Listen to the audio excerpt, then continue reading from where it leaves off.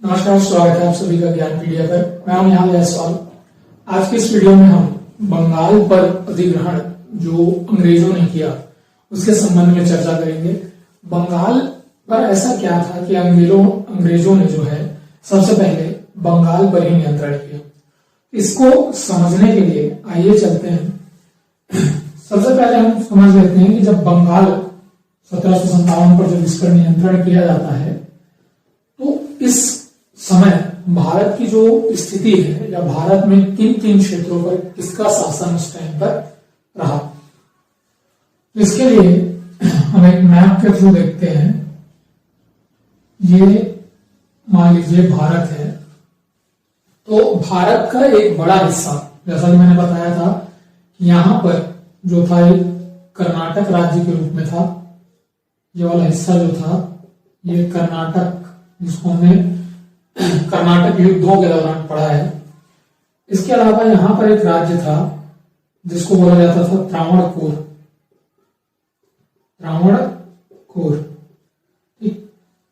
इसके ऊपर एक राज्य हमको देखने को मिलता है जो कि था मैसूर। और इसके बाद यहां का जो क्षेत्र था ये हैदराबाद, जो कि निजामों का क्षेत्र था। यहां पर इसके अलावा हम बात करें ऊपर, जब हम जाते हैं तो ऊपर यहां से हम देखेंगे कि यहां पर ये वाला जो क्षेत्र है सामान्यतः मराठावाड़ा क्षेत्र है। मराठावाड़ा क्षेत्र या मराठों का क्षेत्र। उस टाइम पर मराठी काफी शक्तिशाली हो गए थे। ठीक, और यहीं पर यदि हम बात करें तो यहां है अपना बंगाल। और बंगाल अभी वाला बंगाल नहीं है, इसमें बांग्लादेश भी उस समय शामिल था। और वो तो 1905 के बाद जब विभाजन होगा तो बंगाल पूर्वी बंगाल और पश्चिम बंगाल में बटेगा। उसके बाद में वो जो था एक पूर्वी बंगाल, उसको बाद में बांग्लादेश बन जाता है, स्वतंत्रता के बाद होगा वो यहां पर हम समझ रहे हैं कि यहां बंगाल जो है, ठीक, इस बंगाल में जो है यहां पर बिहार भी है और इधर उड़ीसा वाला क्षेत्र भी है। कौन सा वाला? उड़ीसा वाला क्षेत्र। ठीक, तो बंगाल के अंतर्गत उस समय तक बिहार, उड़ीसा और बंगाल का क्षेत्र भी सम्मिलित है। ये थोड़ा सा ऐसा कर लीजिए इसको, अभी फिर बात करेंगे हम उस पर। तो ये परिस्थितियां थी उस समय की, लगभग 1750 के दशक के आसपास, मतलब लगभग जो है ये 1750 के समय की स्थिति हमको मैप में कुछ ऐसी दिखाई देगी। ठीक, तो बंगाल पर नियंत्रण ही करने अंग्रेज क्यों गए, इसका मेन रीजन ये हो सकता है, या मेन रीजन हम कहें कि बंगाल पर ही अंग्रेजों ने पहला नियंत्रण क्यों किया। तो पहला जो है कि बंगाल का जो आर्थिक महत्व था, आर्थिक महत्व जो था व्यापार की दृष्टि से, चाहे बंदरगाह की दृष्टि से, व्यापार की दृष्टि से, या यहां जो खेती होती थी। ठीक है, अब चूंकि ये देख रहे हैं कि बिहार और उड़ीसा जो क्षेत्र है ये भी इसके अंतर्गत शामिल है, और यहाँ पे बहती है गंगा नदी, और इस बांग्लादेश भी शामिल है। तो यहाँ पर एक नदी बहती है, ब्रह्मपुत्र नदी। और हम जानते हैं कि गंगा का जो मैदान है और ब्रह्मपुत्र का जो मैदान है वो बहुत ही उपजाऊ भूमि है। तो यहाँ पर जो कृषि कार्य होता था वो कृषि कार्य बहुत ज्यादा क्या है, उन्नत थी। और यदि कृषि या उत्पादन अधिक होगा तो वहां से राजस्व भी अधिक प्राप्त होगा। तो बंगाल पर इसलिए नियंत्रण हो। दूसरा एक था कि बंगाल में उस समय जो शासक था वो कमजोर भी था, समझ लीजिए। ठीक, और इन सब से इतर कि यहां पर जैसे यदि हम बात करें कर्नाटक की, मैसूर की, त्रावणकोर, निजाम मतलब हैदराबाद और मराठा वाला, तो मराठे उस समय बहुत थोड़े से शक्तिशाली थे। हैदराबाद के निजाम, मैसूर, कर्नाटक यदि यहां पर किसी राज्य पर कब्जा करने के लिए आते तो यहां पर क्षेत्रीय शक्तियां जो है वो अधिक स्थित है, मतलब इन क्षेत्रीय शक्तियों से संघर्ष होने की संभावना बहुत ज्यादा थी। तो उन्होंने सबसे पहले बंगाल को नियंत्रित करने का सोचा, और इसका एक रीजन ये भी था कि बंगाल में अंग्रेज जो है वो अपना एक अच्छा खासा सेटअप लगा चुके थे बंगाल में। तो मेन रीजन जो था वो था कि ब्रिटिश जो है वो क्षेत्रीय शक्तियों से क्या नहीं करना चाहते थे, उलझना नहीं चाहते थे। मतलब सीधे बंगाल, और जैसे यहाँ पे आते तो हैदराबाद से हो सकता है भिड़ जाते, मैसूर से भिड़ जाते, या त्रावणकोर। बाद में हालांकि ये त्रावणकोर जो है वो ब्रिटिश संरक्षित राज्य बना है, ठीक, अभी आगे हम पढ़ेंगे। तो यहां पर ये समझने की कोशिश कीजिए कि बंगाल पर ही अंग्रेजों ने क्यों नियंत्रण किया। उसके मेन 2-4 रीजन ये रहे कि आर्थिक महत्व का विषय था, जहां पर व्यापार, बंदरगाह थे और उन्नत खेती हो सकती थी, क्योंकि गंगा और ब्रह्मपुत्र का मैदान था, ठीक। वहां का शासक जो था वो थोड़ा सा कमजोर था उस टाइम पर, और ब्रिटिश जो थे उस क्षेत्रीय शक्ति से, मतलब जो क्षेत्र की उस शक्ति थी उनसे वो संघर्ष नहीं करना चाहते थे, और इस वजह से उन्होंने बंगाल पर पहले नियंत्रण करने का उद्देश्य अपना बना लिया। तो इन चीजों से इधर हमको बंगाल की कुछ पृष्ठभूमि हमको देख लेनी चाहिए कि बंगाल जो है वहां का शासन व्यवस्था या राजनीति जो है किस तरीके से थी, राजनीति या शासन व्यवस्था कैसे बंगाल में चल रही थी।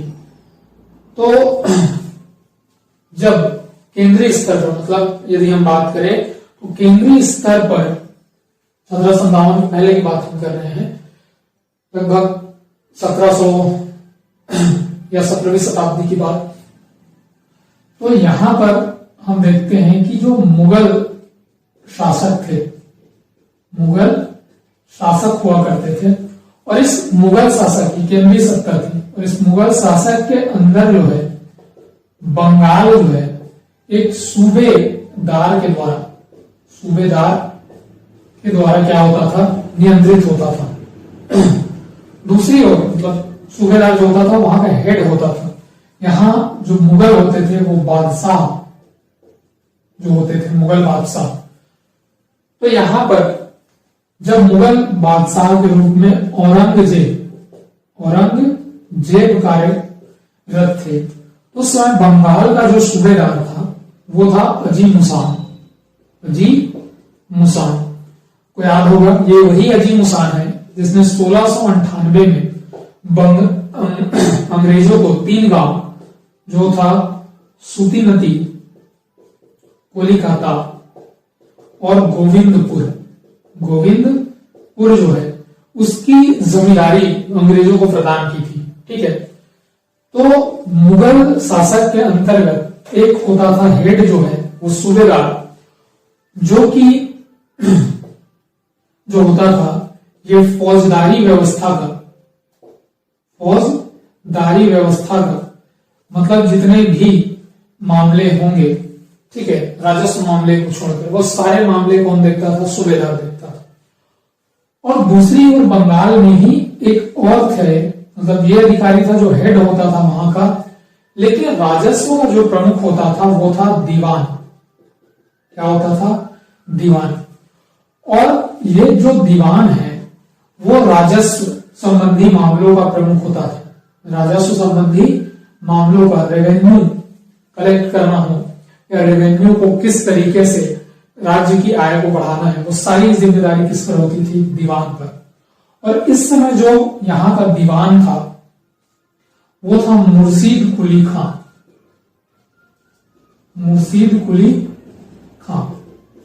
ठीक। तो मुर्शीद कुली खां के संबंध में समझना कि यहां पर जो बंगाल का सूबेदार है वो सामान्यतः राजशाही परिवार से संबंधित होता था। चूंकि बंगाल का जो सूबेदार था वो राजशाही परिवार से संबंधित है, और इसीलिए ज्यादातर क्षेत्र में या कहाँ रहते थे, समय जो है दिल्ली में रहते थे। तो जो दीवान हुआ करता था मुर्शिद कुली खां, ये मुर्शिद कुली खां ही सूबेदार का जो कार्यभार है या सूबेदार का जो कार्य है वो किया करता था। तो इस तरीके से हम देख रहे हैं कि औरंगजेब के शासनकाल में मुर्शिद कुली खां ही क्या कर रहा है, दीवान है और सूबेदार का भी वो कार्यभार संभाल रहा है। कहां पर, बंगाल पर। ठीक। अब हुआ ये कि औरंगजेब की जब 1707 में मृत्यु हो गई तो औरंगजेब के बाद जो शासक आए वो शासक बहुत ही कमजोर थे और इन्हीं की कमजोरी का फायदा कई लोगों ने भी उठाया। ठीक। और यहां पर जो मुर्शिद कुली खां है, इसको बाद में जब औरंगजेब, इसके बाद और शासक आते हैं तो मेन शासक हमको इसके बाद जो देखने को मिलता है, ठीक, फर्रुख सियार, आपको याद होगा फर्रुख सियार। और ये जो फर्रुख सियार होता है ये मुर्शिद कुली खां को, मतलब जो मुर्शिद कुली खां है, इस मुर्शिद कुली खां को जो है ये अब पूर्ण रूप से सूबेदार बना देता है। ठीक। मुर्शिद कुली खां के बारे में याद रखेंगे 1700 से लेकर के 1727 तक ये था। तो मुर्शिद कुली खां जैसे ही सूबेदार बनता है, ठीक है, तो अब राज्य की जिम्मेदारी किस पर है, मुर्शिद कुली खां पर। तो मुर्शिद कुली खां दीवान भी था, राजस्व मामले की उसको अच्छी समझ भी थी और राजस्व के संबंध में उसका ज्ञान भी भरपूर था। तो मुर्शिद कुली खां ने कुछ सुधार किए राजस्व को बढ़ाने के लिए। ठीक। तो राजस्व को बढ़ाने के लिए कुछ सुधारों में एक तो पहला इन्होंने किया कि भाई हमको टैक्स कलेक्शन में करना है, हमको सभी दिशाओं को देखना है, यहाँ के बंगाल को। हम ये कहते हैं कि पहला, अब यहां समझ लीजिए कि बंगाल की राजधानी पहले थी ढाका, जो कि बांग्लादेश की राजधानी है। ये जो ढाका था पहले राजधानी हुआ करती थी बंगाल की, इस टाइम पे समझ लीजिए अजीम खान के टाइम पे। तो मुर्शिद कुली खां ने क्या किया कि जो राजधानी है उसको क्या कर दिया, उन्होंने परिवर्तित कर दिया। अब राजधानी इन्होंने बनाई मुर्शिदाबाद, मुर्शिदाबाद। तो ढाका से राजधानी कहां ले आए, मुर्शिदाबाद, अपने शासन की दृष्टि से। दूसरा चीज इन्होंने किया कि इन्होंने बड़े जमींदारों को, बड़े जमींदार जो थे जिनकी जमींदारी थी, ठीक, इन जमींदारी के द्वारा इनकी जमींदारी को इन्होंने क्या कर दिया, जैसा था वैसा ही रखा। लेकिन जब छोटे जमींदारों की बात आती है, छोटे जमींदार जो थे इन पर उन्होंने कार्यवाही की। और छोटे जमींदारों पर कार्यवाही कैसे की कि जितने भी छोटे जमींदार थे उनकी भूमि आया करती थी जागीर भूमि में, जागीर भूमि। ठीक। तो जो छोटे जमींदार थे जिनकी भूमि जागीर भूमि के अंतर्गत आती थी, तो इन्होंने कहा कि इस जागीर भूमि को अब इन्होंने बदला और इसको बना दिया खालसा भूमि। क्या बना दिया, खालसा भूमि।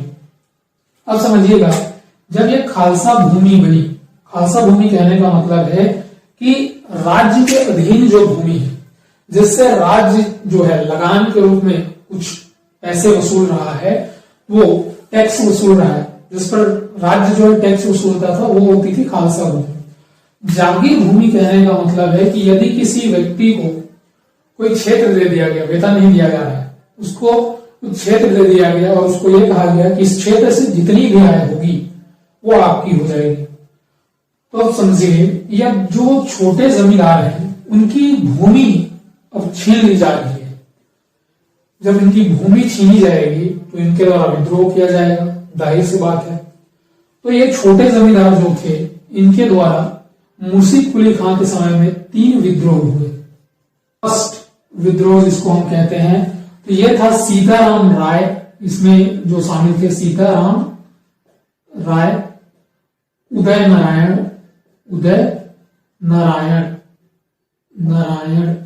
और एक था मोहम्मद। ठीक, 3 लोग थे जिन्होंने पहला विद्रोह किया। फर्स्ट विद्रोह में 3 लोग थे इसके शासनकाल में। दूसरा विद्रोह जो इसके शासनकाल में हुआ, इस विद्रोह में जो नेता था वो था सुजात खान। और थर्ड जो हुआ इस समय था निजात खान।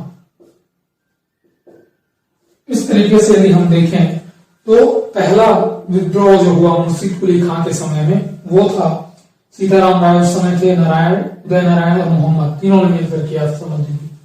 सेकेंड जो था सुजात खान ने किया और थर्ड जो था निजात खान ने किया। ठीक, अब इसके बाद इन्होंने एक और परिवर्तन किया कि किसानों को एक ऋण मतलब कृषि कार्य करने के लिए अब इन्होंने ऋण देना प्रारंभ किया और इस ऋण को उन्होंने नाम दिया तकावी। तकावी मतलब ऋण ही होता है, तो तकावी ऋण इसने प्रारंभ किया था। तो तकावी ऋण जो था वो मुर्शिद कुली खां के द्वारा प्रारंभ किया गया था। इसके द्वारा इन्होंने एक प्रथा प्रचलित की जिसको बोलते हैं इजारा प्रथा।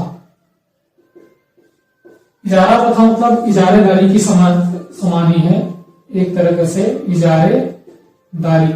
इजारेदारी का मतलब है कि नीलामी, समझ लीजिए किसी क्षेत्र की नीलामी लगती थी और यह तय किया जाता था कि जो भी उस क्षेत्र से सबसे ज्यादा राजस्व वसूल के राज्य को देगा उसे ही उस क्षेत्र का क्या बना दिया जाएगा, प्रमुख इजारे के रूप में इजारेदार समझ लीजिए। ठीक, ये सारे काम जो है मुर्शिद कुली खां ने किए। अब इस मुर्शिद कुली खां के बाद यहां पर एक शासक का नाम हमको और देखने को मिलेगा। ठीक, सुजाउद्दीन। ये सुजाउद्दीन जो था ये 1727 से लेकर के 1739 तक शासक रहा। सुजाउद्दीन मतलब जो सूबेदार रहा।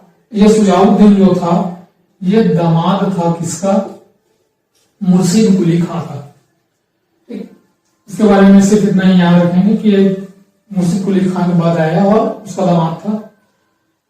तीसरी बात जो है वो आती है अलीवर्दी खां। सॉरी, यहां पर था। इसके बाद इसका पुत्र जो था वो बना सरफराज खां और ये 1739-40। अच्छा, सरफराज खां के टाइम पर ही जो मुगल में यहां पर जो है यहां पर बैठा हुआ है कौन था, फर्रुख सियाह के बाद जो था, ठीक है, यहां पर मोहम्मद शाह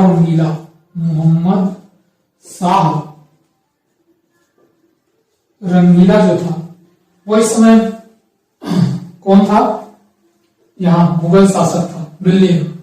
मुगल शासक कहां है, दिल्ली में। ठीक, तो दिल्ली में मुगल शासक मोहम्मद शाह रंगीला था।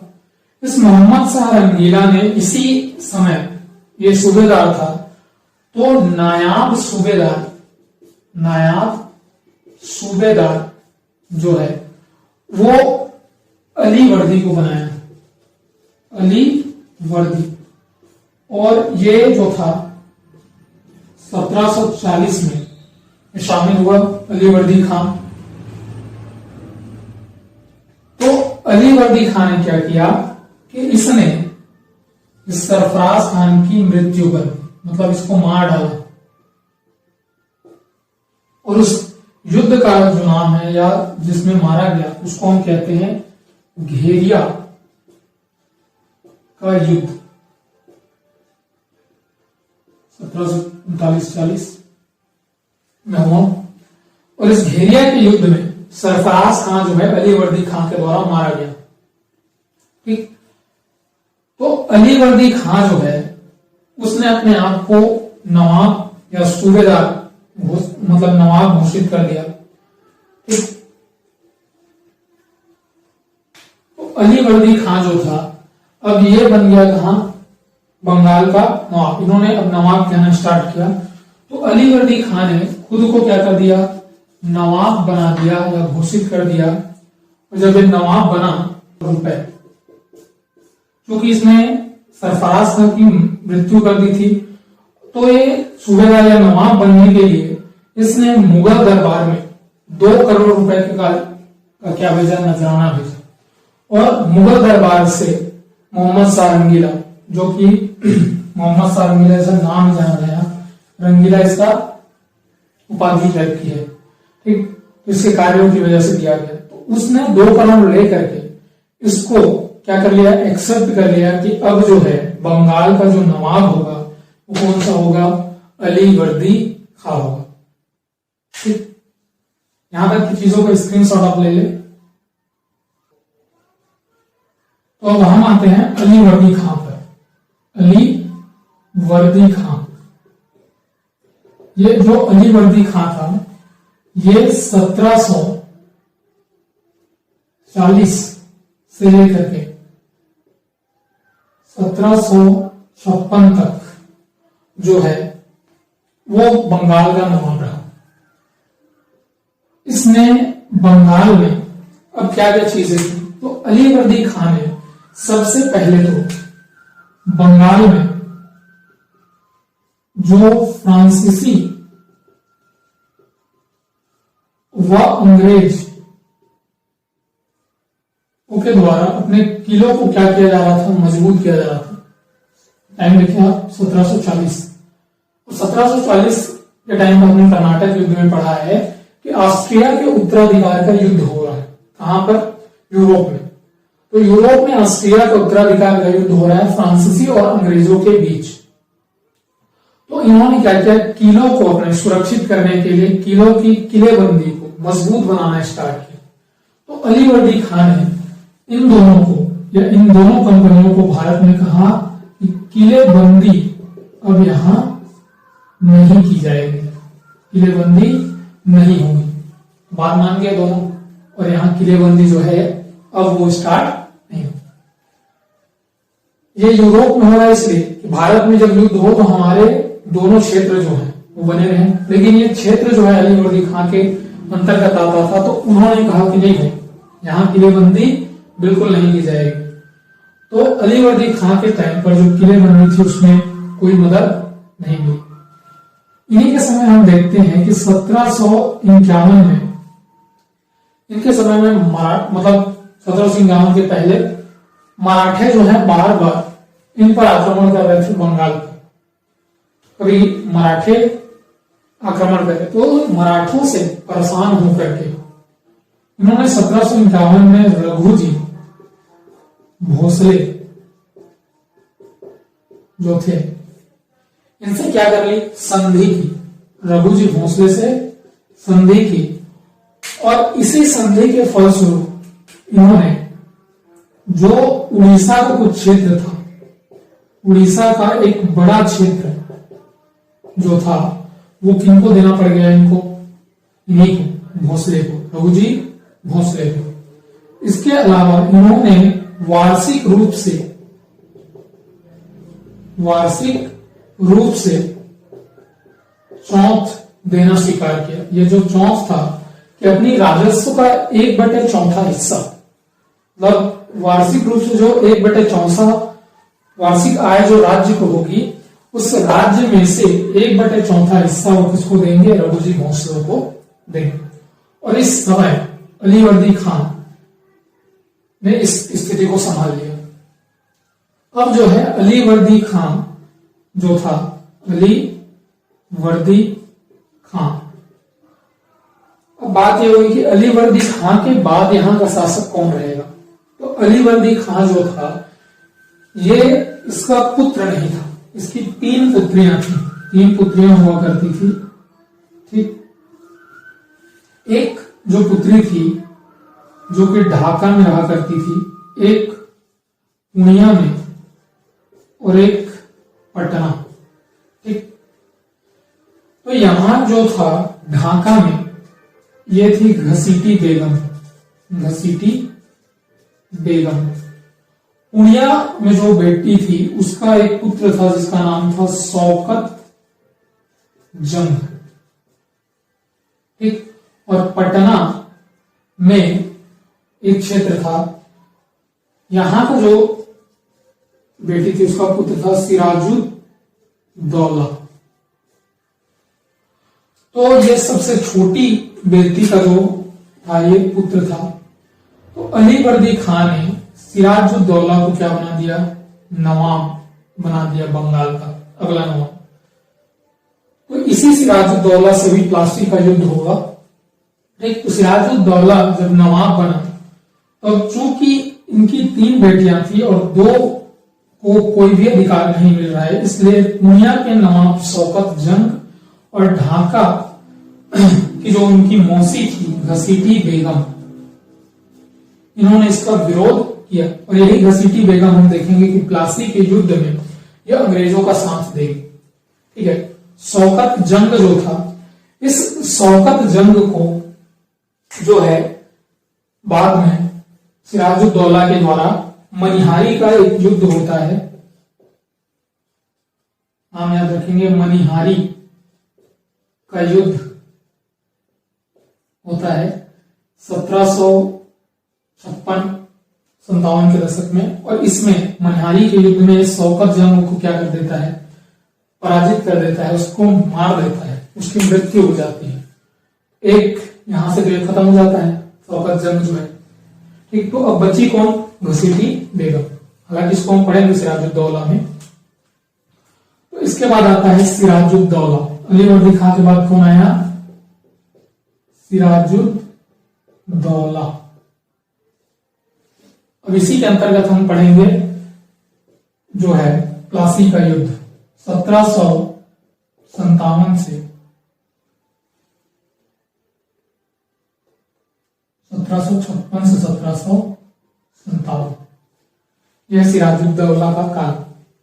यहां पर समझेंगे कि सिराजुद्दौला जो था, ठीक, यह शासक जब बना तो इसका विरोध कर रही घसीटी बेगम शौकत जंग। तो सिराजुद्दौला का जब विरोध किया तो नवाब बनने के बाद सिराजुद्दौला जो है वो एक सेना लेकर के शौकत जंग के खिलाफ, शौकत जंग जो था इसके खिलाफ, पूर्णिया का क्षेत्र था, इसके खिलाफ जो है ये युद्ध करने के लिए या इस पर सैन्य अभियान करने के लिए पूर्णिया की ओर कूच करता है। लेकिन इसी समय सिराजुद्दौला को एक बात पता चलती है कि अंग्रेज जो है वो उनका जो आदेश है वो नहीं मारे। और ये आदेश किस हिसाब से था कि आदेश इनका था कि जैसे अलीवर्दी खान है, देख रहे हैं 1757, 1758 से फिर से युद्ध होने वाला है किसका, प्रीति कर्नाटक युद्ध। और फिर से अंग्रेज और फ्रांसीसी क्या कर रहे हैं, किलेबंदी कर रहे हैं, किलेबंदी को मजबूत करने का प्रयास कर रहे हैं, वहां पे अपनी सेना रख रहे हैं, युद्ध के सामान रख रहे हैं। और ये क्षेत्र किसके बीच आता है, इसके अंतर्गत आता है सिराजुद्दौला की। तो इन्होंने, और दूसरी एक चीज थी कि दस्तक का दुरुपयोग, दस्तक आपको याद होगा कि फर्रुख सियार जो था, इस फर्रुख सियार ने 1717 में एक फरमान जारी किया था और इस फरमान के द्वारा 3000 रुपए वार्षिक दे करके, क्या है, 3000 रुपए जो है वार्षिक दे करके वहां से कर मुक्त व्यापार अंग्रेजों को करने के लिए दिया गया था। कहां, बंगाल क्षेत्र में। अब हुआ ये जो अधिकार है वो दिया गया था कंपनी को,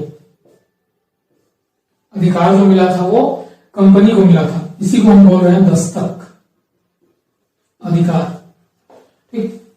तो ये जो एग्रीमेंट हुआ है वो कंपनी के साथ हुआ है, लेकिन कंपनी के जो अधिकारी थे वो क्या करते थे कि कंपनी के नाम से उसको बंगाल में एंटर कराते थे।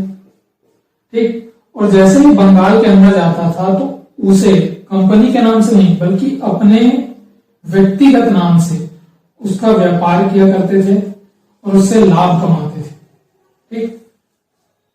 ये तो एक कंडीशन हो गई, चलो ठीक है, अधिकारी गढ़ कर रहे हैं तो लेकिन दूसरी स्थिति ये थी कि जो भारत के व्यापारी थे, भारत के क्या थे, व्यापारी थे, तो इनसे अंग्रेज कहते थे कि भारत के जो व्यापारी हैं वो, इनको कहा जाता था कि आप अंग्रेजों के नाम से, कंपनी के नाम से आप बंगाल में एंटर करो, पैसा आप पर नहीं लगेगा, और यदि आपको 100 रुपए का टैक्स लग रहा है या 200 का टैक्स लग रहा है तो आप 200 के टैक्स से बच जाओगे और इसके बदले में हमको 100 में से केवल 50 रुपए ही टैक्स दे देना। ये मान जाते थे क्योंकि भारत के व्यापारी जो हैं उनको 50 रुपए का फायदा हो रहा है। इसी तरीके से अंग्रेजों ने यहां पर दस्तक का दुरुपयोग प्रारंभ कर दिया। तो अंग्रेजों और फ्रांसीसियों को इन्होंने कहा, पहला तो किलेबंदी रोको, किलेबंदी को सशक्त करना बंद करो, युद्ध वगैरह के सामान वहां रखना बंद करो, और दूसरा दस्तक के दुरुपयोग को इन्होंने क्या किया, बंद करने का प्रयास किया। तो जब इन्होंने दस्तक के दुरुपयोग पर प्रतिबंध लगाया, इन्होंने कहा कि जो ये दस्तक है, ठीक, इसका आप दुरुपयोग कर रहे हो, तो वो अंग्रेज नहीं माने, तो इसको लेकर के तनातनी की स्थिति अभी बनेगी। दूसरा, किलेबंदी जब इनको कहने के लिए रोका गया तो यहां पर फ्रांसीसी तो मान गए, क्या हुआ, फ्रांसीसी जो है मान गए, लेकिन अंग्रेज जो है ये नहीं माने। तो अंग्रेज जब नहीं माने तो सिराजुद्दौला ने, जो पूर्णिया की ओर कूच कर रहे थे, वो वापस आए और उन्होंने अंग्रेजों पर प्रति कार्यवाही की। और इसी क्रम में हम देखते हैं कि सबसे पहली कार्यवाही जो होगी वो 4 जून 1756 को कासिम बाजार,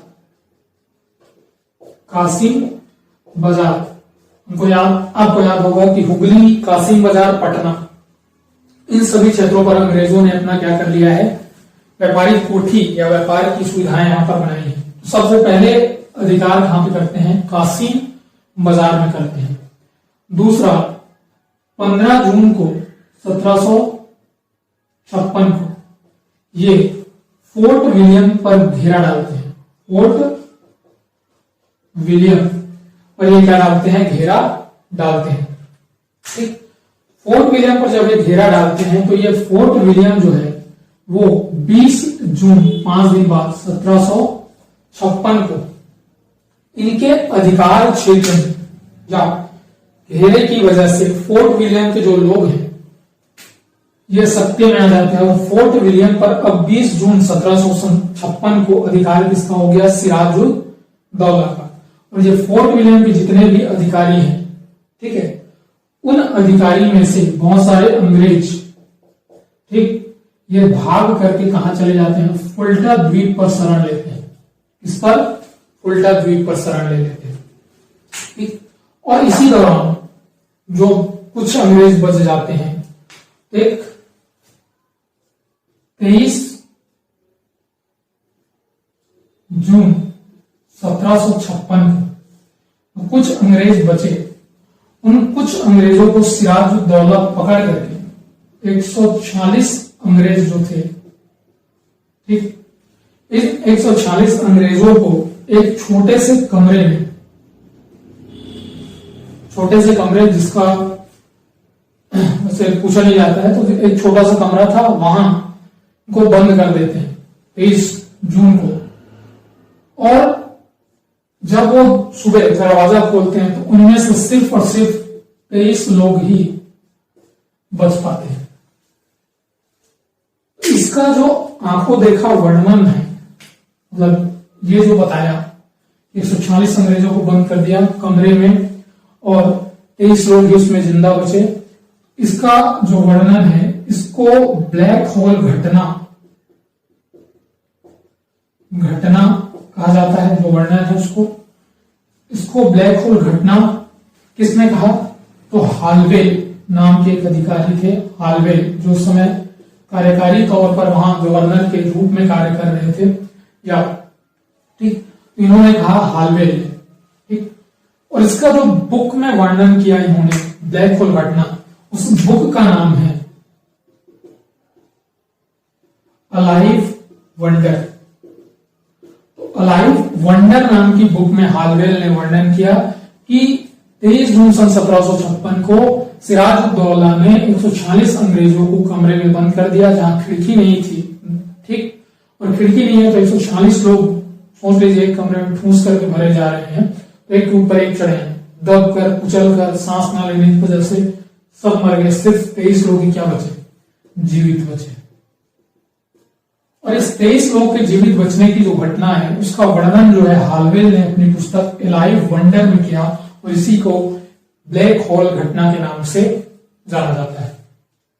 ठीक, अब इसकी सूचना पहुंची मद्रास, हमने याद करिए 1751 में क्लाइव जो है वो भारत आ गए, मद्रास के क्षेत्र में भी है। इसकी सूचना पहुंचती है कहां, क्लाइव के पास, और क्लाइव जो है वो पहुंचता है बंगाल। क्लाइव कहां पहुंच जाता है, बंगाल में पहुंच जाता है, और बंगाल पहुंचने के बाद क्लाइव सबसे पहले कासिम बाजार पर नियंत्रण करता है। यहां पे एक और चीज याद रखेंगे कि जब ये फोर्ट विलियम पर जो है सिराजुद्दौला ने कब्जा जमा लिया, अपना नियंत्रण स्थापित कर लिया, इस फोर्ट विलियम को इन्होंने नाम बदल दिया, अली नगर कर दिया, और दूसरा इसी फोर्ट विलियम पर अपना एक अधिकारी नियुक्त किया जिसका नाम था मानिक चंद। मानिक चंद नाम से एक अधिकारी जो है सिराजुद्दौला के द्वारा यहां पर बैठा दिया जाता है। ठीक, ये इसलिए जहां पे कब्जा होने के बाद होता है, तो फोर्ट विलियम का नाम कर दिया जाता है अलीनगर। यहां अधिकारी बैठता है एक मानिक चंद। तो क्लाइव बाद में जब आता है तो कासिम बाजार में ये क्या करता है, पहले तो नियंत्रण स्थापित करता है, सबसे पहले कहां, कासिम बाजार में, और इस कासिम बाजार में नियंत्रण स्थापित करने के बाद वो पहुंच जाता है कहां, फोर्ट विलियम। फोर्ट विलियम पहुंच जाता है, और इस फोर्ट विलियम में बैठा कौन है, मानिक चंद। मानिक चंद था। तो इस मानिक चंद से क्या करता है, वो समझौता कर लेता है, इसको रिश्वत देता है, और ये भी रिश्वत लेकर के जो है फोर्ट विलियम अंग्रेजों को सौंप देता है। फोर्ट विलियम जो है वह अंग्रेजों को सौंप देता है। इस प्रकार से क्लाइव ने कासिम बाजार अपने हथियार लिए, फोर्ट विलियम पर कब्जा कर लिया। इसके बाद क्लाइव जो है चंद्रनगर, जो कि फ्रांसीसियों की बस्ती थी, इस पर भी अधिकार कर लिया, और इतना करने के बाद वह सिराजुद्दौला पर आक्रमण कर देता है। ठीक, तो सिराजुद्दौला पर जब आक्रमण करता है तो यहां पर फोर्ट विलियम जो है अब अंग्रेजों के पास है। कासिम बाजार पर उन्होंने क्या कर लिया है, अधिकार कर लिया है। चंद्रनगर फ्रांसीसी बस्ती को भी अब अधिकार कर लिया और सिराजुद्दौला पर आक्रमण करता है। तो सिराजुद्दौला की जो शक्ति है इस टाइम पर थोड़ी कम हो गई है, तो सिराजुद्दौला हार जाता है, और ये 9 फरवरी 1957 के दिन सिराजुद्दौला और अंग्रेजों के बीच एक संधि होती है जिसे बोला जाता है अलीनगर की संधि। अलीनगर की संधि। और इस समय यह संधि होती है क्लाइव और जो है सिराजुद्दौला के बीच। सिराजुद्दौला कब होती है, 9 फरवरी 1957 में यह संधि होती है, और इसी संधि को 9 फरवरी 1757 9 फरवरी 1757 को अलीनगर की संधि होती है। और इस अलीनगर की संधि जब होती है क्लाइव और सिराजुद्दौला के बीच, तो इसमें कहा जाता है कि अंग्रेजों को अब अधिकार दे दिया जाता है क्या करने के लिए, कि अंग्रेजों का जो अधिकार है वो अब उसको दिया जाएगा कि जितने भी क्षेत्र हैं उनके किलेबंदी का अधिकार दे दिया जाएगा। किलेबंदी का अधिकार दे दिया जाएगा। वहां पर अपने उद्योगों फैक्ट्रियों को चलाने का अधिकार दे दिया जाता है। और सिराजुद्दौला के द्वारा जो है 3 लाख की क्षतिपूर्ति, 3 लाख की क्या क्षतिपूर्ति, जो युद्ध में अंग्रेजों का खर्च हुआ था उसको 3 लाख की क्षतिपूर्ति सिराजुद्दौला के द्वारा दिया जाता है। यहां तक की चीजों का आप स्क्रीनशॉट ले ले।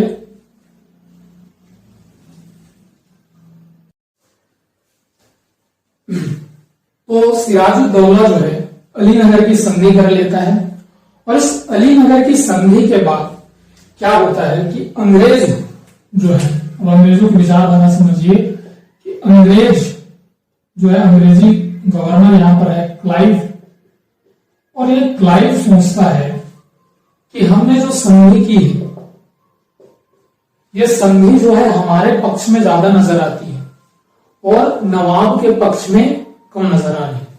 तो नवाब कहीं इस संधि की वजह से बाद में विद्रोह करके अंग्रेजों पर ही आक्रमण ना कर दे।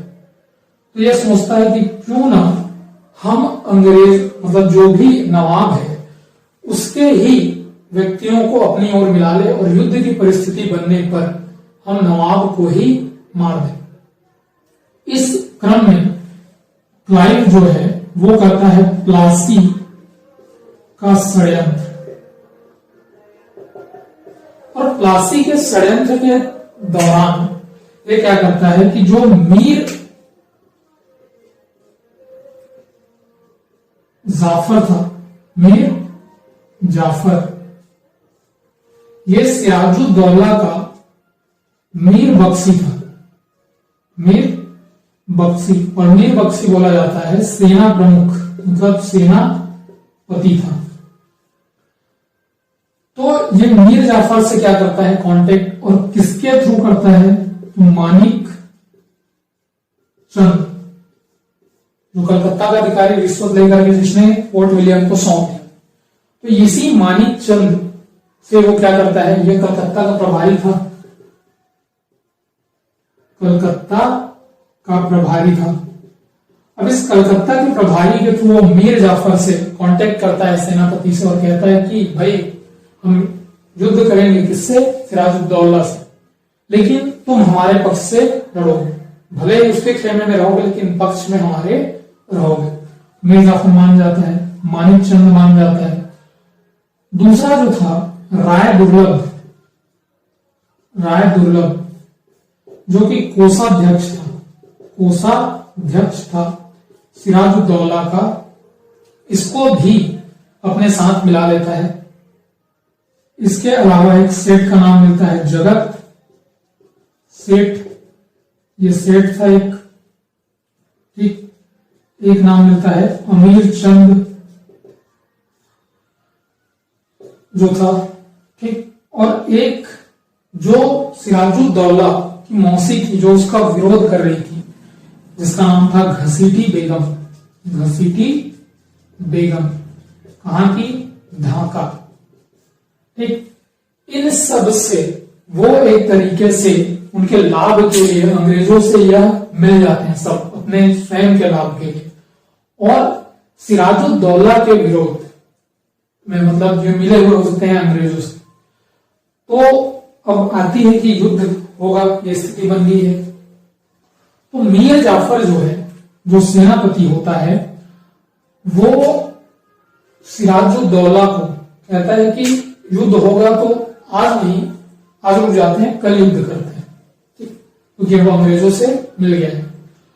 अंततः जाकर के युद्ध जो होता है जिसे हम प्लासी का युद्ध कहते हैं, प्लासी का युद्ध, यह युद्ध होता है 23 जून 1757 के दिन। तो 23 जून सन 1757 को प्लासी का युद्ध होता है, और इस प्लासी के युद्ध में जो है एक और अंग्रेज होते हैं, और इस अंग्रेज के समय यहां का जो गवर्नर होता है वो क्लाइव होता है, और एक और होते हैं सिराजुद्दौला, सिराजुद्दौला।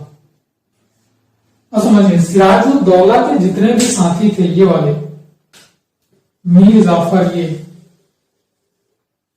सारे के सारे ये अंग्रेजों का साथ देते हैं। तो अब सिराजुद्दौला के और जो है वो सिर्फ दो ही लोगों का नाम आता है, एक का नाम है मीर मदान और एक का नाम होता है मदन लाल। ये दो इसके वफादार सैनिक थे जिन्होंने इनका साथ दिया सिराजुद्दौला का प्लासी के युद्ध में। इस प्लासी के युद्ध में ये दोनों जो है मारे जाते हैं और सिराजुद्दौला जो है भाग करके मुर्शिदाबाद चला जाता है, मुर्शिदाबाद चला जाता है। और इस मुर्शिदाबाद में जो मीर जाफर है, मीर बख्शी, इसका एक पुत्र होता है मिरन, इसके द्वारा इसकी हत्या करवा दी जाती है, हत्या करवा दी जाती है। अब चूंकि प्लासी का जो षड्यंत्र हुआ था वो मीर जाफर को आधार बनाकर किया गया था कि मीर जाफर से ही कांटेक्ट अंग्रेजों ने किया, मीर मानिकचंद के नेतृत्व में। मीर जाफर से कुछ तो सलाह मशवरा हुआ होगा कि आप कैसे शासन करोगे, कैसे आप किन चीजों को कैसे नियंत्रित करोगे। मीर जाफर जो है इससे एक संधि हुई रहती है कि जब आप नवाब बनोगे तो कुछ क्षेत्र अंग्रेजों को क्या दोगे, परगने या कुछ जमींदारियां हमको दोगे। तो यह हो गया प्लासी का युद्ध जिसमें सिराजुद्दौला मारा जाता है। और इस सिराजुद्दौला के बाद फिर बंगाल का जो नया नवाब बनता है वो बनता है मीर जाफर। और मीर जाफर जो है ये 1757 से लेकर के 1760 तक यहां जो है शासक या नवाब के रूप में काम करता है, शासक या नवाब के रूप में काम करता है। अब जैसे ही मीर जाफर नवाब बनता है तो इसके दो कार्य होते हैं कि पहला ये 24 परगने जो हैं बिहार मतलब बंगाल के, उस 24 परगनों की जमींदारी अंग्रेजों को दे देता है, अंग्रेजों को जमींदारी दे देता है, जमींदारी प्रदान कर देता है। कितने 24 परगनों। दूसरा मीर जाफर के संबंध में ये याद रखेंगे कि मीर जाफर जो है, मीर जाफर क्या करता है कि अंग्रेजों को जमींदारी दे दिया, इसके अलावा यह अंग्रेजों के इशारों पर नाचता है, यह अंग्रेजों के इशारों पर कार्य करने वाला नवाब होता है, इसलिए इसे कहा जाता है कठपुतली नवाब, कठपुतली नवाब। इसके अलावा इसको और भी कहा जाता है कि कठपुतली नवाब था, इसके अलावा इसको एक उपाधि नहीं कह सकते इसको, क्लाइव का गीदड़ भी इसको कहा जाता है। तो मीर जाफर के बारे में ये चीजें हमको याद रखनी है, ठीक। अब इसके बाद क्या होता है कि मीर जाफर जो है अब ये कठपुतली नवाब है, अंग्रेजों को जमींदारी दे चुका है, तो अंग्रेज क्या करते हैं, इसको बार बार परेशान करते हैं, इसके लिए धन संपत्ति देने के लिए या धन संपत्ति की चाह के लिए। और जब मीर जाफर क्या होता है तंग आ जाता है तो इसकी मनाही करने लगता है कि नहीं भाई हम आपको अब नहीं देंगे पैसा वैसा। तो अंग्रेज क्या करते हैं, इसको हटाने की योजना बनाने लगते हैं। इस हटाने की योजना का विरोध करने के लिए मीर जाफर जो है ये डच व्यापारी जो है वहां के, कौन से डच व्यापारी जो बंगाल में पहले से स्थित हैं, इन डच व्यापारियों के साथ क्या करते हैं, ये संबंध स्थापित करते हैं और कहते हैं कि भाई हम और आप मिलकर के अंग्रेजों की सेना के खिलाफ क्या करेंगे, लड़ाई करेंगे। इसकी बात पहुंचती है अंग्रेजों के कानों तक और अंग्रेज जो है फिर डचों के विरुद्ध एक कार्यवाही करते हैं और इसी कार्यवाही को जो होता है 1759 में, इसी को हम जानते हैं बेदरा के युद्ध के नाम से, बेदरा के युद्ध के नाम से। और इस बेदरा के युद्ध में जो डच हैं वो हार जाते हैं और हार जाने की वजह से डचों की शक्ति कमजोर होती है और इसी वजह से जो है अब मीर जाफर को उसके पद से 1760 में हटना ही पड़ता है, ठीक। तो हमने देखा कि मीर जाफर जो है 1760 में उसको क्या कर देंगे, नवाब के पद से हटा देंगे। तो भाई मीर जाफर को नवाब के पद से हटा दिया है, तो उसकी जगह पर किसी को तो नवाब बनाना पड़ेगा। तो भाई अंग्रेज फिर से ढूंढ लेते हैं एक व्यक्ति को जिसका नाम होता है मीर कासिम। और जो मीर कासिम होता है ये भी मीर जाफर का क्या होता है, मीर बख्शी या सेनापति। और ये 1760 से लेकर के 1763 तक शासन करेगा। तो अंग्रेजों ने इसको बैठाया शासन पे, और जब शासन पे बैठाया है तो भाई जैसे 24 परगनों की जमींदारी उनसे ली, तो इनसे भी 3 क्षेत्र, मिर्जापुर, बर्दवान और एक और क्षेत्र था, इस क्षेत्र का नाम था चटगांव। मिर्जापुर, बर्दवान और चटगांव, इन तीनों की जमींदारी इससे अंग्रेज ले लेते हैं, अंग्रेज ले लेते हैं। ठीक, अंग्रेजों के लिए ये हित में काम हो गया।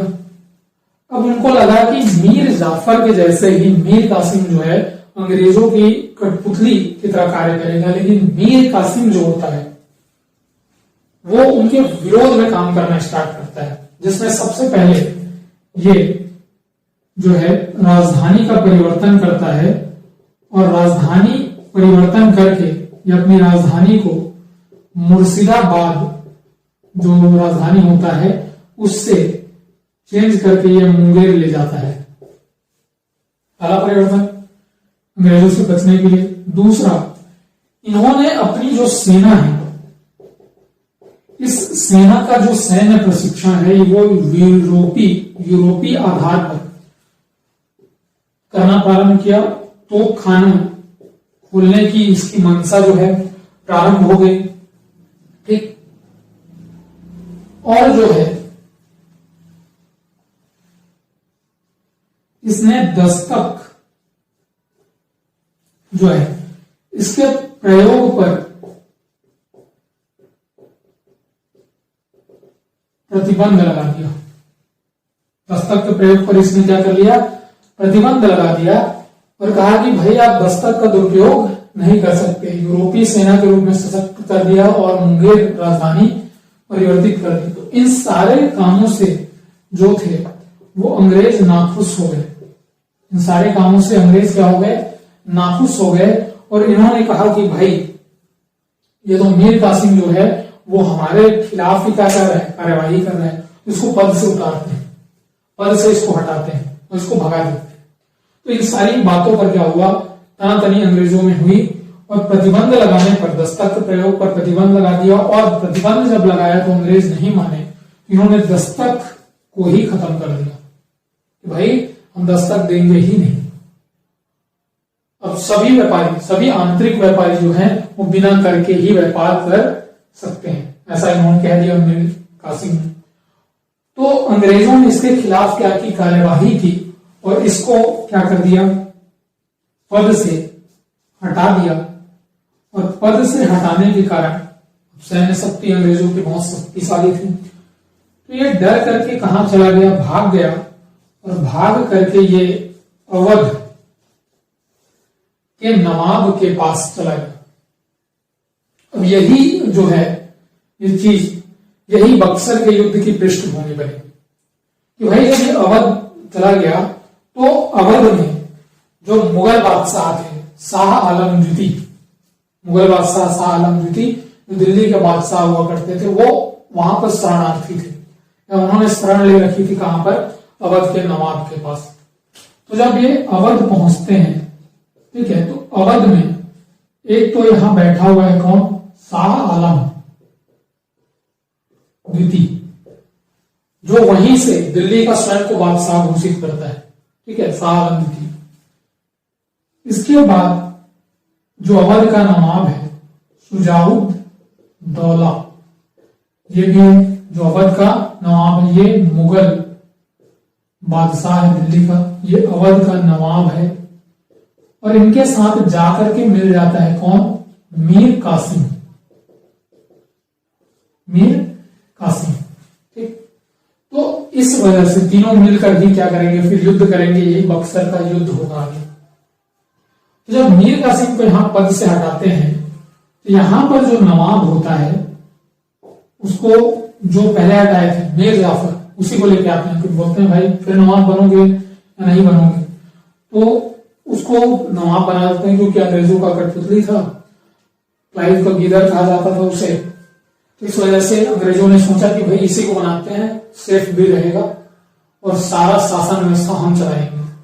ठीक, तो इस वजह से अब जो है यहां पर फिर से कौन बन जाता है, मीर जाफर जो है नवाब बनता है। और ये 1763 से लेकर के 1765 तक इस नवाब के पद पर बना रहता है। तो यहां से एक बात निकल कर ये आएगी कि जो मीर जाफर है यही बक्सर के युद्ध के समय, बक्सर के युद्ध के समय क्या था, नवाब था। बक्सर के युद्ध के समय क्या था, यही नवाब था। इन चीजों को हमको ध्यान से पढ़ना है। यहां तक की कहानी मेरे ख्याल से आपको समझ में आ रही होगी। नीचे कमेंट सेक्शन में कमेंट जरूर करिए यदि कुछ डाउट होती है तो। एक चीज और यहां पे ध्यान रखेंगे कि जो क्लाइव है, ये क्लाइव जो है 1760 में यहां से वापस चला जा चुका है और 1760 के बाद जो है आता है वेंसीटार्ड 1760 के बाद। और इसी वेंसीटार्ड में जब मीर कासिम को क्या बोलते हैं, गद्दी पर बैठाया गया था अंग्रेज के द्वारा, तो इसे मीर कासिम को गद्दी पर बैठाए जाने को वेंसीटार्ड ने ही क्रांति कहा। तो इसको बताने का मेन उद्देश्य यही है कि मीर कासिम के बारे में एक फैक्ट यहाँ पे भी है कि वेंसीटार्ड ने उसे जो है क्रांति कहा था। ठीक, जब मीर कासिम गद्दी पर बैठा था। अब हम चलते हैं बक्सर के युद्ध की ओर। तो बक्सर का युद्ध, ठीक, इसके अलावा प्लासी के युद्ध में एक फैक्ट रह गया था, प्लासी का युद्ध। प्लासी जो स्थान है ये बंगाल में जो है नादिया जिले, कहां पर, बंगाल में नादिया जिले में भागीरथी नदी के तट पर है। ये क्वेश्चन पूछ लिया जाता है कि प्लासी जो है, यहाँ प्लासी का युद्ध हुआ था, कि प्लासी जो है वो किस नदी के किनारे है, तो भागीरथी नदी के किनारे है, बंगाल में है, नादिया जिले में स्थित है। ठीक, ये याद रखेंगे प्लासी के युद्ध के बारे में। तो इसके बाद आते हैं हम बक्सर के युद्ध में। तो ये बक्सर का जो युद्ध है, हमने देखा कि 1763 में जो है मीर कासिम जो है वो हटा दिया जाता है और 1763 से लेकर के 1765 तक जो है मीर जाफर ही नवाब बना रहता है। तो बक्सर के युद्ध में जो है ये 1763 में चला गया कहां, अवध, और अवध के नवाब मुगल बादशाह, और इसके साथ मिल जाता है मीर कासिम। और इस तीनों की तिकड़ी या त्रिगुट जो है वो मोर्चा खोल देती है अंग्रेजों के खिलाफ। अंग्रेजों के खिलाफ ये क्या कर देती है, मोर्चा खोल देती है, या युद्ध होता है अंग्रेजों के साथ। और ये युद्ध होता है 1764 में। डेट की यदि हम बात करें तो जो ये युद्ध है बक्सर का युद्ध, ये होगा 22 अक्टूबर, कब होगा, 22 अक्टूबर सन 1764 में। ठीक है, बक्सर में होगा। यहां पर अवध के जो नवाब है या मुगल बादशाह जो है, इनमें याद रखेंगे कि अवध के नवाब थे सुजाउद्दौला, सुजाउद्दौला, ठीक, और मुगल बादशाह थे शाह आलम द्वितीय, शाह आलम सेकेंड। कौन थे, शाह आलम सेकेंड। और यहां पर है मीर कासिम। तो क्या होता है कि मीर कासिम जो है जब सेनाओं से यहां पर भिड़ंत होती है तो मीर कासिम यहां से भाग जाता है और ये जो है अवध के नवाब और मुगल बादशाह शाह आलम द्वितीय। ठीक, इन मुगल बादशाह और शाह आलम जो है शुजाउद्दौला, ये तो ऐसे ही डरा हुआ व्यक्ति था, अपनी मुगल बादशाही छोड़ करके कहां ले रखा है, ये अवध में शरण ले रखा है शुजाउद्दौला। ठीक, तो इन में से मीर कासिम भाग जाता है, बाद में इसकी मृत्यु हो जाती है। ठीक, यहां पर शुजाउद्दौला और शाह आलम द्वितीय ही बसते हैं। अब इन, जैसे अंग्रेजों की नीति थी कि यदि कोई पराजित हो जाता है तो उनसे संधि करते हैं, तो इन दोनों से जो है संधि होती है। इन दोनों से क्या होती है? संधि होती है। 1765 में होती है। कब होती है? 1765 में होती है। और इसी संधि को हम नाम देते हैं इलाहाबाद की संधि।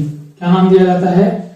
इलाहाबाद की संधि। इलाहाबाद की संधि। तो दो संधियां होती हैं इलाहाबाद की।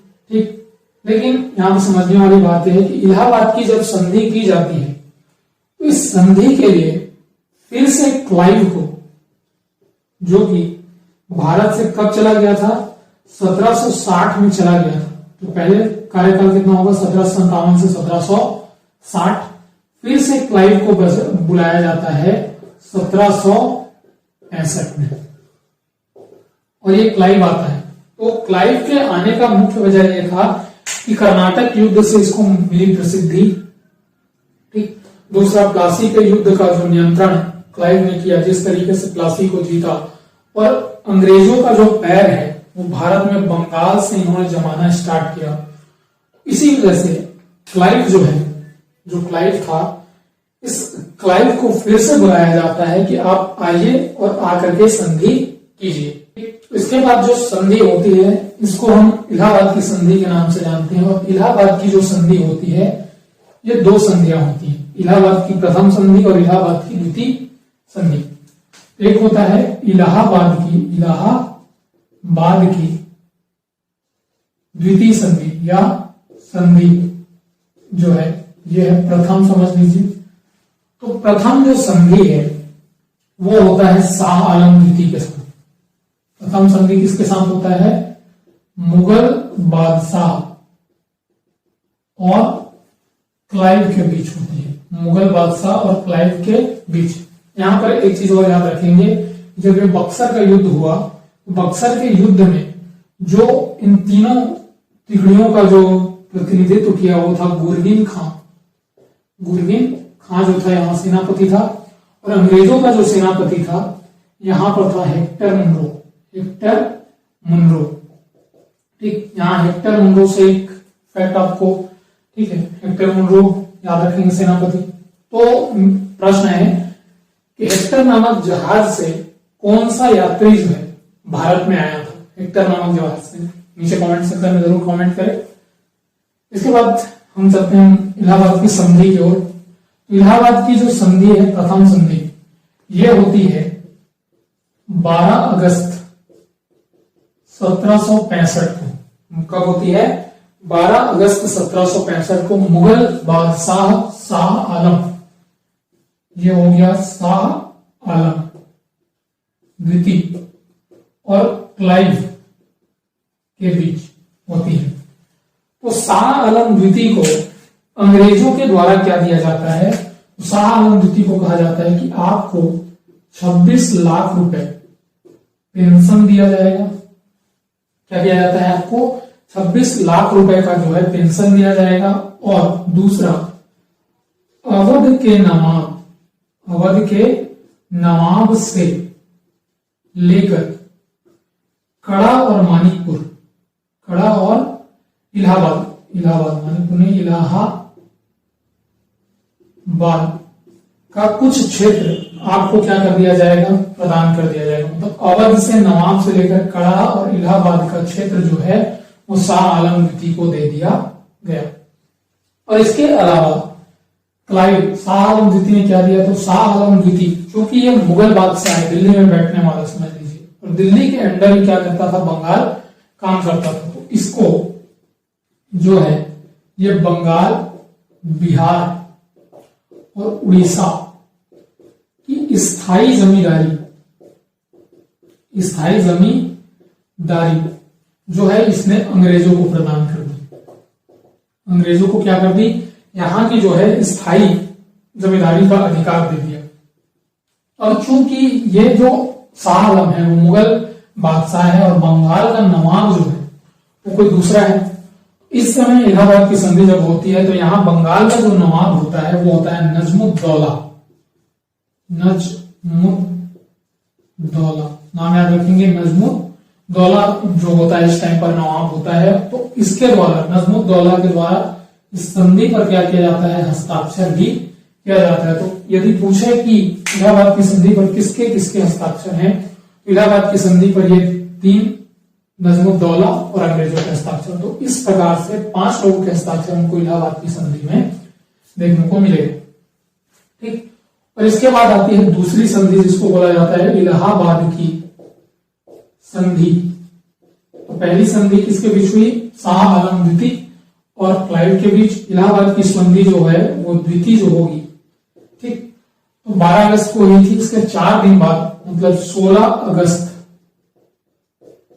सन 1765 में होगी और यह होगा शुजाउद्दौला और क्लाइव के बीच। शुजाउद्दौला और क्लाइव के बीच, ठीक है। तो शुजाउद्दौला और क्लाइव के बीच जब हुआ संधि तो शुजाउद्दौला को क्या मिला, इन्हें कहा गया, आप जो है शुजाउद्दौला को कहा गया कि आप गढ़ और इलाहाबाद का जो क्षेत्र है, इलाहाबाद का जो क्षेत्र है ये दे दो किसको, मुगल बादशाह। मतलब इनको पहले ही बन गया था, तो कड़ा और इलाहाबाद का जो क्षेत्र है वो दे दिया गया है किसको, मुगल बादशाह को। उन्होंने कहा कि कला और इलाहाबाद जो है इसको छोड़ करके बाकी जो क्षेत्र है उस पर आपका शासन जो है बना रहेगा।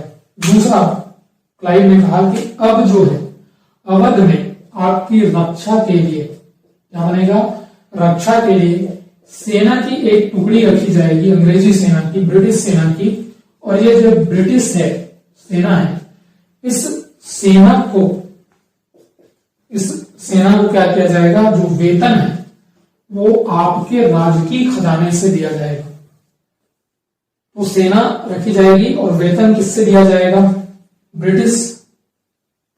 बात हुई कि रक्षा के लिए आपके पास एक सेना होगी, इस सेना का वेतन जो है वो आपके राज्य की खजाने से दिया जाएगा।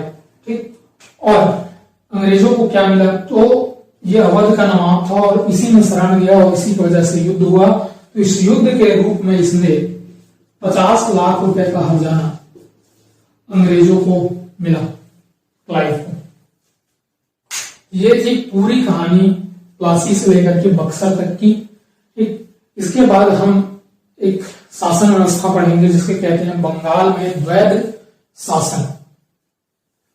ये पूरा सिनारियो जो है हम देखते हैं कि हमने पढ़ा प्लासी से लेकर के पूरा बंगाल का जो पृष्ठभूमि थी वहां से लेकर के हमने इलाहाबाद की संधि तक की व्याख्या की। और इस तरह से बंगाल जो है वो पूर्णतः जो है अंग्रेजों के नियंत्रण में आ गया। तो इस वीडियो में आपको यदि चीजें कुछ डाउटफुल लगी हो या कुछ चीजें समझनी है, नीचे कमेंट सेक्शन में जरूर बताइए। मिलते हैं नेक्स्ट वीडियो में, तब तक के लिए